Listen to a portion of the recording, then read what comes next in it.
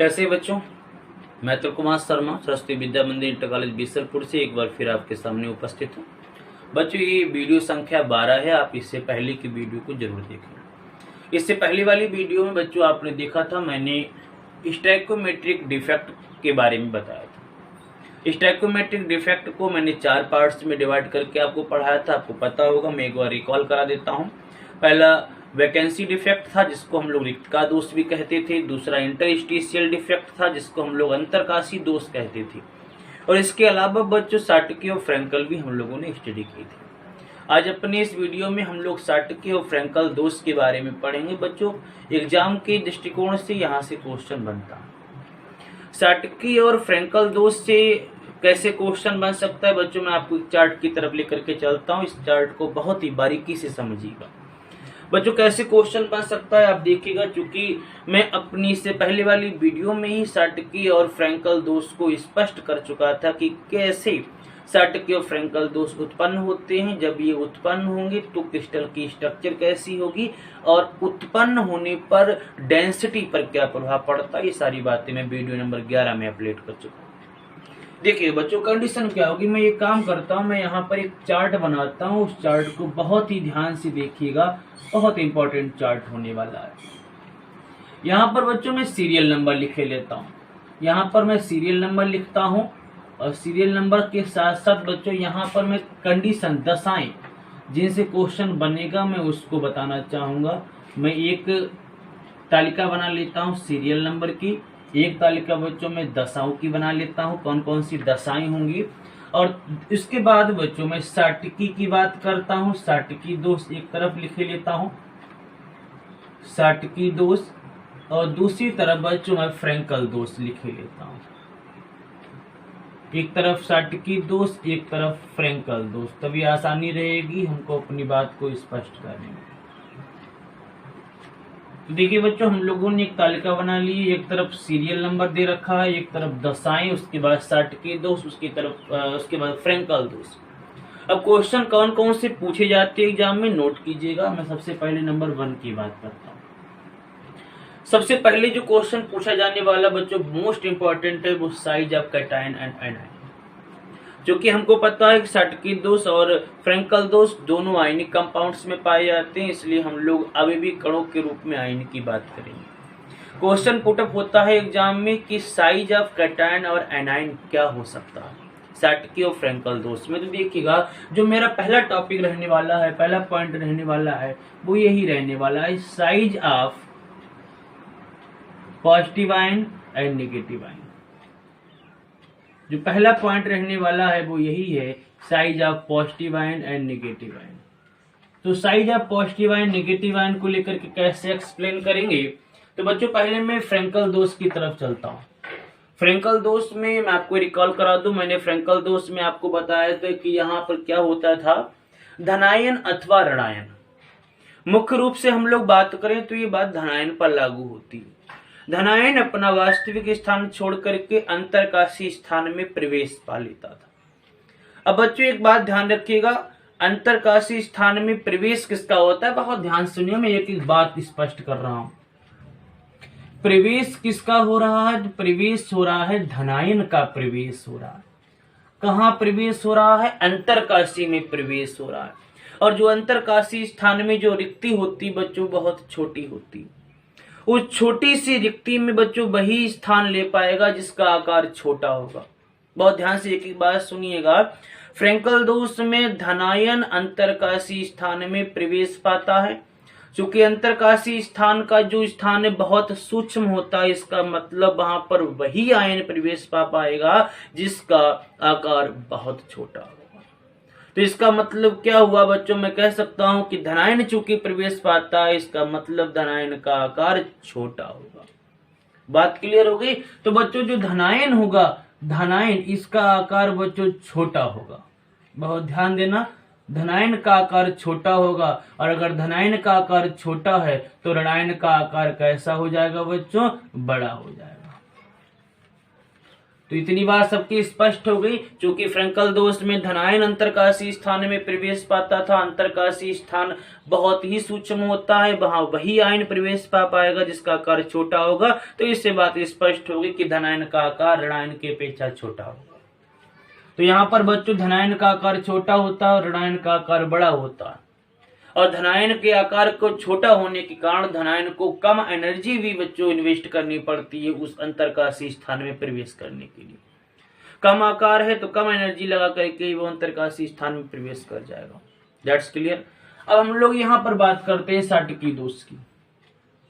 बच्चों साटकीय दोष की हम लोग बात करते हैं तो साटकीय दोष में किसी भी प्रकार का आयन अंतरकाशीय में प्रवेश नहीं करता। मैं इससे पहले वाली वीडियो में बता चुका था कि साटकीय दोष वैकेंसी डिफेक्ट को दर्शाता है। यहाँ पर धनायन और ऋणायन समान संख्या में अपना स्थान छोड़ देते हैं। तो बच्चों समान संख्या में अपना स्थान छोड़ देते हैं तो हम लोग धनायन और ऋणायन के आकार को कैसे बताएंगे, बहुत ध्यान सुनिएगा। मैं आपको बताता हूँ। मैं यहाँ पर बात करता हूँ, यहाँ पॉजिटिव लिख लिया, यहाँ पर नेगेटिव लिख लिया। तो बच्चों मैं आपको बता दूं कि यहाँ पर धनायन का आकार ऋणायन से छोटा नहीं होता। छोटा तो होता है लेकिन इतना अधिक छोटा नहीं होता कि हम लोग उसकी तुलना ना कर पाए। हम कह सकते हैं कि धनायन का आकार ऋणायन की तुलना में कंपैरेबल होता है। तुलनात्मक हम लोग तुलना कर सकते हैं, तो इसका मतलब धनायन का आकार अधिक छोटा नहीं होगा। इतनी बात सबकी समझ में आ गई। अधिक आकार छोटा ना होने का मतलब ये हुआ कि धनायन का आकार कैसा है, बड़ा है। बात सबकी समझ में आ गई। मान लेता हूं ये निगेटिव अगर 100% है तो ये 99%। बहुत ध्यान से सुनिएगा। अगर ये निगेटिव वाला 100% है तो पॉजिटिव वाला 99%, इसका मतलब तुलना करने योग्य। तो यहाँ पर धनायन का आकार इतना बड़ा होता है कि उसकी तुलना हम लोग कर सकते हैं निगेटिव आयन से। लगभग सेम भी हम लोग कह सकते हैं कि धनायन और ऋणायन दोनों का आकार लगभग सेम होता है। बात क्लियर होगी। तो फ्रैंकल दोष में पॉजिटिव आयन छोटा होता है, नेगेटिव आयन बड़ा होता है। कई क्वेश्चन बन सकते हैं। धनायन का आकार छोटा होता है इसीलिए कम एनर्जी लगा करके ही ये छोटी से स्थान जिसको अंतरकाशीय रिक्ति बोलते वहां पर प्रवेश कर लेता है। यहाँ बात करेंगे तो धनायन का आकार ऋणायन के साथ तुलनात्मक होता है। हम लोग तुलना कर सकते हैं। मैंने एग्जाम्पल दिया, अगर ये 100% है तो ये 99%। हम लोग देख रहे हैं यहाँ पर कि धनायन का आकार भी ऋणायन के साथ तुलना करने योग्य, मैं कह सकता हूँ दोनों के आकार से।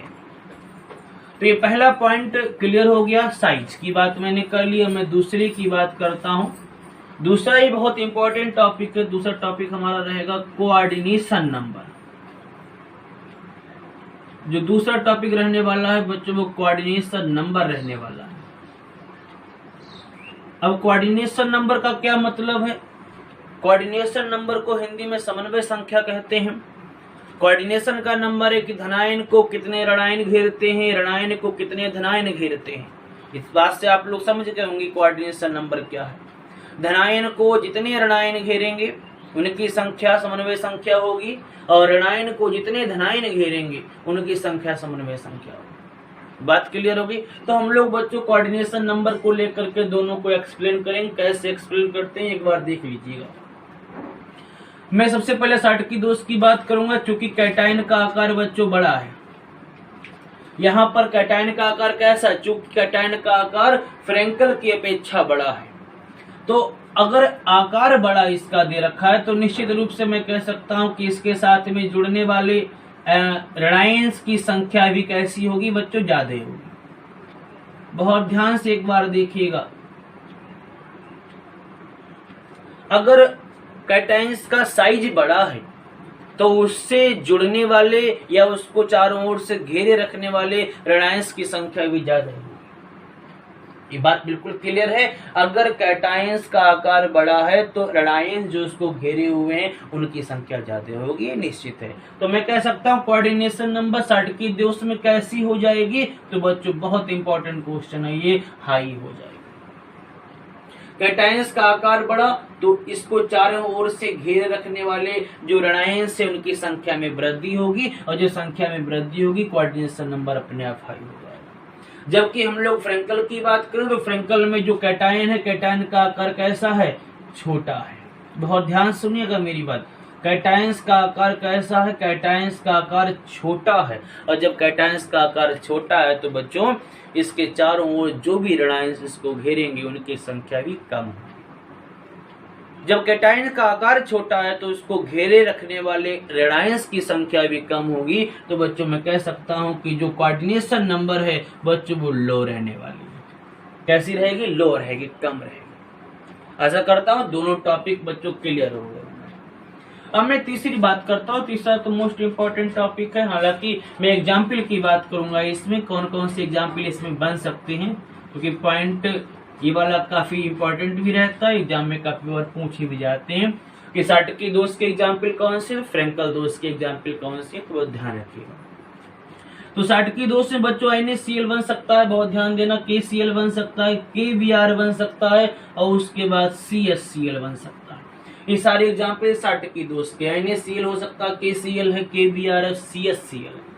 ये किसके एग्जाम्पल हो गए, साटकी की दोष के एग्जाम्पल हो गए। और फ्रेंकल दोष के एग्जाम्पल की बात करें तो बच्चों AgCl ये एग्जाम्पल रहेगा फ्रेंकल दोष का। उसके बाद ZnS, एग्जाम में ZnS बहुत बार पूछा गया है। फ्रेंकल दोष का एग्जाम्पल कौन कौन से मैंने बताए, AgCl मैंने बताया, ZnS मैंने बताया। बात क्लियर हो गई। एक सबसे अंत में इस वीडियो की मैं एक बात और बता दूं बच्चों, एक नया टॉपिक बताता हूं। ये जो AgBr है, AgBr, इस AgBr को अपवाद मानिए। अब आप पूछेंगे अपवाद कैसे, AgBr अपवाद है, क्यों अपवाद है, क्योंकि बच्चों इसमें साटकी दोष भी पाया जाता है और इसमें फ्रेंकल दोष भी पाया जाता है। ये बहुत इंपॉर्टेंट टॉपिक मैंने आपको बताया। AgBr सिल्वर ब्रोमाइड एक अपवाद के रूप में है, क्योंकि इसमें साटकी दोष भी है और फ्रेंकल दोष भी पाया जाता है। तो इसलिए बच्चों एक एक पॉइंट्स को मेरे साथ में बहुत क्लियर करके सुनिए, अपने कॉपी पर लिखते भी रहिए। मैं जल्दी अपने वीडियो नंबर 13 लेकर के आपके सामने प्रस्तुत होता हूँ। तब तक घर पे रहिए, सेफ रहिए।